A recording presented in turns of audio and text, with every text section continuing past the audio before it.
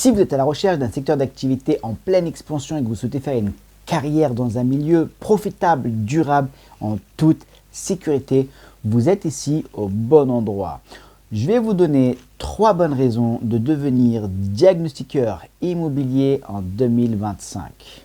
Si vous ne connaissez pas le domaine du diagnostic, c'est tout ce qui concerne les contrôles sur les biens immobiliers bâtis, que ce soit pour la vente, mais également la location. Avant ça, donnez-moi un petit coup de pouce, un petit coup de courage en mettant un like, de partager. Ça me permet de motiver un petit peu les algorithmes pour me partager un maximum d'entre vous et surtout pour me donner un petit coup de pouce.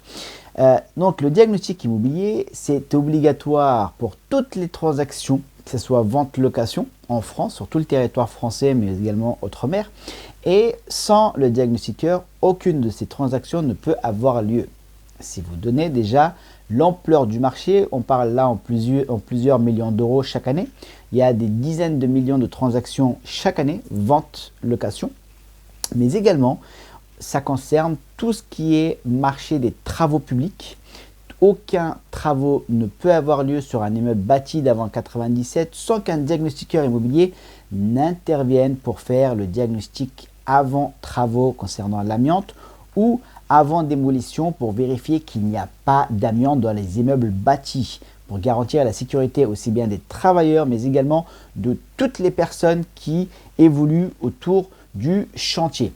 On a planté le décor, vous voyez un petit peu de quoi il s'agit concernant ce métier. Maintenant, je vais vous donner 3 bonnes raisons vraiment de rentrer dans le domaine d'activité en 2025. Et pour moi, la première raison, c'est la demande qui ne cesse de grimper année après année. On a eu plus de 25% d'augmentation sur 5 ans. Certes, on a eu un léger ralentissement sur les ventes immobilières la dernière année parce que les taux bancaires ont augmenté, mais je tiens à le préciser, il y a eu une compensation de ce manque d'activité par ce qu'on appelle les audits énergétiques. On reviendra dessus plus tard. Les audits énergétiques, c'était concernant tous les biens qui avaient des notes F ou G, devaient obligatoirement faire un audit énergétique. Donc, on reviendra dessus dans une prochaine vidéo. D'ailleurs, si vous avez des sujets que vous voulez qu'on aborde concernant le diagnostic immobilier, alors ça veut dire le développement d'entreprise, la certification, la formation, les salaires, comment gérer une entreprise, comment recruter, etc. N'hésitez pas à me le mettre dans les commentaires et je me ferai un plaisir de vous faire une vidéo. J'ai plus de 15 ans d'expérience dans le domaine d'activité. D'ailleurs, je ne me suis toujours pas présenté. Je suis Sid Ali Boussouf pour celles et ceux qui ne me connaissent pas encore dans le diagnostic immobilier. Donc, vous avez tout ce qui est donc transaction, ça on l'a dit. Vous avez la loi climat et résilience qui oblige la France à réaliser un certain nombre de choses pour faire en sorte que les biens présents sur le territoire ne soient plus des passoires énergétiques. Et le diagnostiqueur est en amont de ça. Donc vous avez ça et vous avez, comme on l'a abordé un petit peu au début de vidéo, tout ce qui est avant travaux et avant démolition. Donc ça, c'est la première raison pour devenir diagnostiqueur. Alors c'est un métier humain, c'est un métier technique. Même si vous n'y connaissez rien, ne vous inquiétez pas, il y a des formations spéciales, donc restez bien jusqu'à la fin. Vous verrez que même si vous n'avez pas de diplôme, vous n'avez pas encore les prérequis, vous allez pouvoir devenir diagnostiqueur avec des formations bien spécifiques. Et d'ailleurs, si vous avez des questions concernant les formations, comme vous pouvez le voir là, n'hésitez pas, vous avez un lien en description. Posez-moi vos questions, prenez rendez-vous, on discute ensemble des formations et je vous dirai tout comment faire pour pouvoir vous former d'une façon très correcte et très tranquille pour que vous puissiez devenir le diagnostiqueur de demain. Donc, ça c'est dit. Maintenant, on va regarder ensemble la raison numéro 2. C'est un métier qui reste très rentable et accessible. Rentable parce que sachez que 90% des diagnostiqueurs sont indépendants. Ils travaillent en micro-entreprise ou en SASU ou en SCRL, qu'importe le statut de l'entreprise, mais c'est des personnes qui travaillent seules ou à 2 maximum. Donc, pourquoi? Parce que on sait gérer son temps, on se fait son portefeuille client et on peut développer son activité très confortablement. On n'a pas besoin de beaucoup de clients pour pouvoir être rentable. Je m'explique. Quand vous êtes un diagnostiqueur immobilier et que vous travaillez régionalement, ça ne sert à rien de s'éparpiller comme le font certains.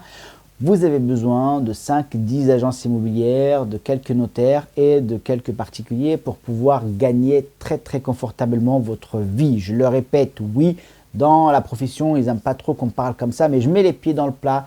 tant pis, je ne vais pas me faire que des amis, de toute façon c'est déjà le cas, mais vous inquiétez pas, je vous donnerai tout sur le secteur du domaine du diagnostic immobilier, donc restez bien jusqu'à la fin. Donc un diagnostiqueur en salarié, en début de carrière, peut gagner 1008, 1009 net comme débutant, et vous pouvez très vite dépasser les 2500, 3000 euros si vous faites des missions spécifiques en DPE mention, amiante mention. Sans aucune difficulté, vous allez pouvoir trouver ce type de salaire dans le diagnostic. Sachez que c'est un métier qui recrute énormément à travers la France entière. Vous pouvez soit devenir salarié, soit vous installer à votre compte. Et quand on est indépendant, sachez que c'est rentable pour plusieurs choses. Un, c'est qu'il n'y a pas de matière première à acheter. Vous n'avez pas de marchandises, vous n'avez pas de lieu de stockage, vous n'avez pas de denrées périssables. Ça veut dire que c'est uniquement de la matière grise. C'est un peu comme les ingénieurs, c'est le même principe. C'est qu'une fois que vous connaissez vos normes, vous savez travailler, ça va être uniquement vos connaissances qui vont vous servir chaque jour. Hormis le matériel que vous allez acheter, le PC, le matériel électrique, gaz, plomb. Alors le plomb c'est particulier, on reviendra dessus, on fera une émission spéciale là-dessus. Là je parle vraiment concernant le matériel de base. Vous en avez à peu près pour 5000 euros.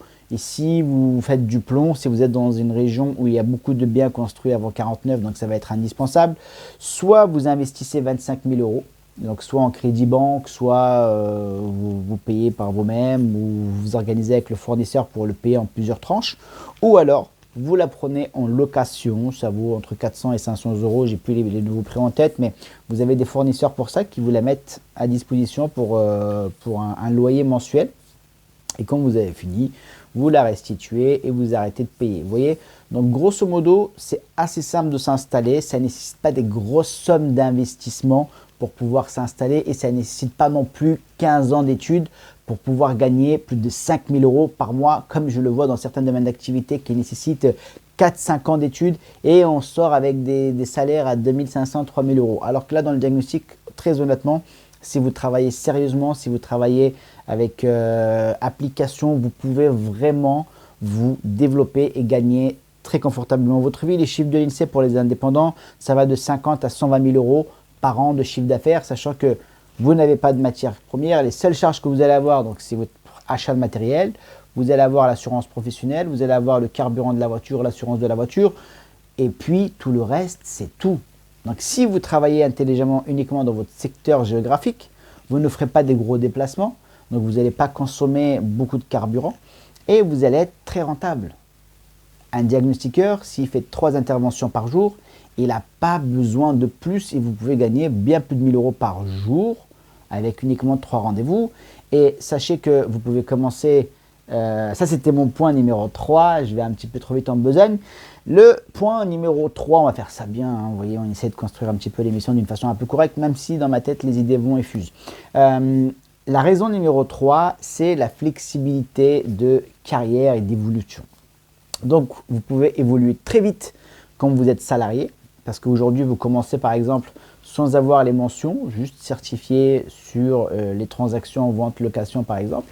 Et demain, vous faites des formations complémentaires pour aller chercher le DPE mention et l'amiante mention. Ah, mais là, c'est quoi le DPE mention, amiante mention? C'est pouvoir effectuer le DPE mention, c'est tout ce qui est diagnostic de performance énergétique sur les immeubles tertiaires, sur les grands immeubles, sur les locaux commerciaux indépendants également. Donc c'est des missions qui sont facturées bien plus cher, qui prennent plus de temps bien évidemment, mais qui ont une valeur ajoutée qui est bien plus grande. Et l'amiante mention, c'est pareil, c'est pour tout ce qui est avant travaux et avant démolition. Sur les gros chantiers, c'est pareil, là vous allez faire des prélavements amiante et chaque prélavement est facturé, ça dépend entre 20 et 90 euros le prélavement. Vous pouvez en avoir 200, 300, 400 prélavements sur un chantier. Donc je vous laisse faire le calcul, c'est vraiment des chantiers qui sont très très rentables et vous pouvez gagner vraiment confortablement votre vie. Donc vous voyez, l'évolution peut se faire vraiment très très rapidement et la flexibilité, encore une fois, c'est que quand vous travaillez à votre compte, vous pouvez gérer votre temps. Vous pouvez être du matin, commencer à 8 h, finir à 13-14 h si vous n'êtes pas quelqu'un qui voulait travailler beaucoup, mais ça reste quand même très confortable. Et si vous êtes un gros bosseur et que vous voulez faire du 8 h, 18 h, ben vous pouvez le faire. Vous n'avez pas de contrainte horaire comme dans certains métiers. C'est un métier à forte responsabilité. N'oublions pas ça, c'est vraiment très important, j'aurais dû le dire au début de la vidéo. C'est un métier où on se doit de faire son travail d'une façon très professionnelle et très responsable parce qu'il va y avoir des conséquences derrière. Je fais une parenthèse là-dessus et c'est une parenthèse très importante, c'est que le diagnostic est un métier à responsabilité. Je vais vous donner un exemple très simple. Avec les nouvelles lois qui sont passées dernièrement concernant tout ce qui est location, par exemple, si vous avez un bien énergétique qui est classé en F ou G, il ne peut plus être mis en location. Et bientôt, ça va être EF. Enfin, voilà, on monte dans les notes. Donc, mettez-vous 2 secondes à la place d'un propriétaire, investisseur. Parfois, quand on dit investisseur, ce n'est pas des gens riches, hein, pas du tout. C'est des gens qui veulent placer de l'argent pour leur retraite. Ils vont acheter un petit appartement, une petite maison quelque part. Et ils ne le savaient pas quand ils l'ont acheté il y a 4-5 ans. Mais aujourd'hui, le locataire sort, ils refont un diagnostic pour pouvoir remettre en location leur bien. Et puis là, la surprise, c'est que le diagnostiqueur leur annonce qu'ils n'ont plus le droit de louer le bien qui était en location jusqu'à présent. Parce que la note énergétique est basse. On appelle ça des passoires énergétiques. Et le propriétaire se retrouve avec un bien immobilier vacant, alors qu'il y a des centaines de locataires devant la porte, mais qu'ils ne peuvent pas rentrer parce que la loi leur interdit. Ok, on marche sur la tête, mais c'est le législateur qui a fait les choses de cette façon. Le diagnostiqueur, il est là, lui, pour relever des informations qui vont faire une conclusion que la note de ce bien est en G. Donc imaginez-vous faire votre travail un petit peu d'une façon légère et vous avez omis de relever telle ou telle information, alors que si vous aviez bien fait votre travail, peut-être que ce bien ne serait pas en G. D'où l'importance de la responsabilité du métier de faire son travail correctement, de ne pas bâcler son travail comme certains peuvent le faire, on l'ont fait. Maintenant, il y a de plus en plus de contrôles et tant mieux pour faire en sorte vraiment que les choses soient faites de façon correcte parce qu'il y a quand même des vies en jeu, entre parenthèses, parce que quand vous avez des gens qui s'endettent sur de nombreuses années et que derrière vous faites mal votre travail, malheureusement, sur une erreur que vous faites vous, c'est lui qui est lésé. Vous voyez? Donc, si vous avez fait votre travail d'une façon normale et correcte, comme 90% ou 95% des diagnostiqueurs, et que la note est F ou G, c'est plus votre problème après. Vous êtes là pour appliquer la loi. Vous grillez un feu sur la route, le policier vous arrête, il vous enlève vos points parce que vous avez grillé. C'est tant pis pour vous si vous voulez. C'est pas de votre faute. Ce propriétaire-là devra engager un certain nombre de travaux pour pouvoir remettre son bien en location, donc pour pouvoir améliorer la performance énergétique, pour qu'il puisse avoir une note qui sorte des notes lui interdisant de louer, pour faire en sorte de pouvoir remettre en location. Vous voyez? Donc, c'est un métier où il y a beaucoup de travail, où on peut gagner confortablement sa vie, mais qui reste à très grosse responsabilité. C'est un métier aussi, un point pour moi qui est important, un contact humain. Si vous n'aimez pas le contact humain, vous n'avez rien à faire dans le domaine du diagnostic. C'est vraiment très important parce que le diagnostic, vous allez rencontrer des gens toute la journée, vous allez rentrer chez eux, vous allez rentrer dans des entreprises, vous allez discuter avec des propriétaires, des bailleurs, des locataires. Et si vous ne savez pas faire preuve d'humanité, de pédagogie, d'explication, etc., si vous n'aimez pas le contact avec les autres, simplement, ne vous intéressez pas au domaine du diagnostic immobilier, ce n'est pas fait pour vous. Mais si vous enlevez tout ça, vous pouvez sincèrement vous éclater dans le domaine du diagnostic, vous épanouir et travailler à votre rythme. Comme je vous le disais, on est sur le point numéro 3 en termes de flexibilité quand vous travaillez à votre compte. Moi, j'ai des amis qui, c'est des gens qui aiment bien dormir et qui commencent leur journée à 11 h et qui finissent à 19 h. Voilà, tranquille. Et certains qui font l'inverse, qui commencent très tôt, parfois ils sont sur les chantiers à 7-8 h et qui finissent à 13 h, 14 h et puis ils ont toute l'après-midi pour eux. Donc, c'est vraiment une organisation personnelle, ça ne vous regarde que vous, la manière dont, quand vous êtes indépendant, la manière dont vous voulez travailler.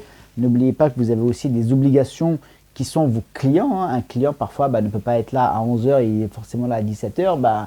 Si il n'a pas le choix, bah, vous êtes obligé de vous aligner par rapport à votre client, parce que vous êtes là aussi pour satisfaire votre clientèle, pour pouvoir la garder plus longtemps et pour pouvoir évidemment par la suite revendre votre cabinet de diagnostic. On en reparlera plus tard dans le développement des cabinets de diagnostic. Donc voilà pour le point numéro 3 qui concerne la flexibilité. Maintenant, j'ai une petite surprise pour vous.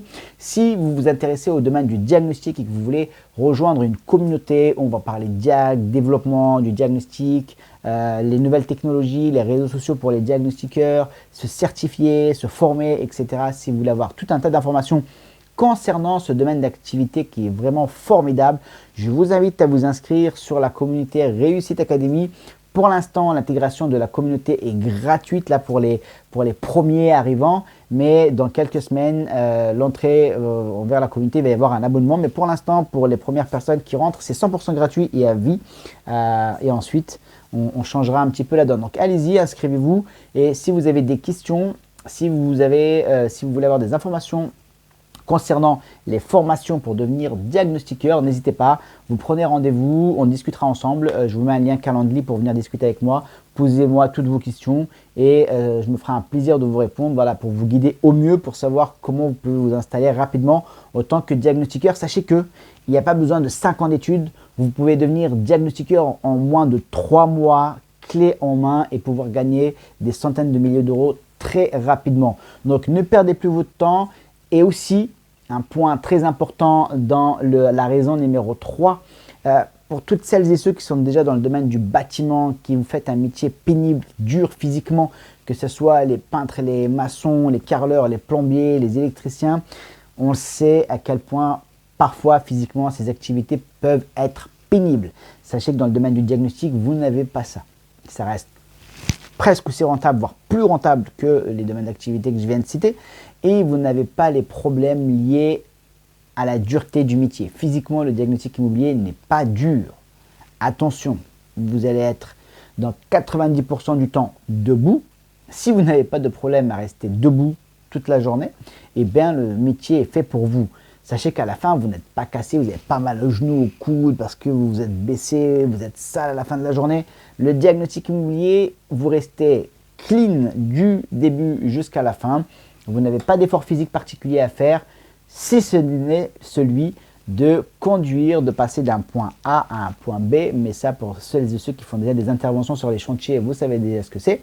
Mais sinon, c'est les seuls inconvénients que vous pouvez avoir. Je l'ai terminé avec la vidéo d'aujourd'hui. Je vous dis à très bientôt. Si vous n'avez pas encore liké, partagé, c'est le moment de le faire. Donnez-moi un petit coup de pouce en mettant un petit commentaire, ne serait-ce qu'un petit bonjour sous la vidéo.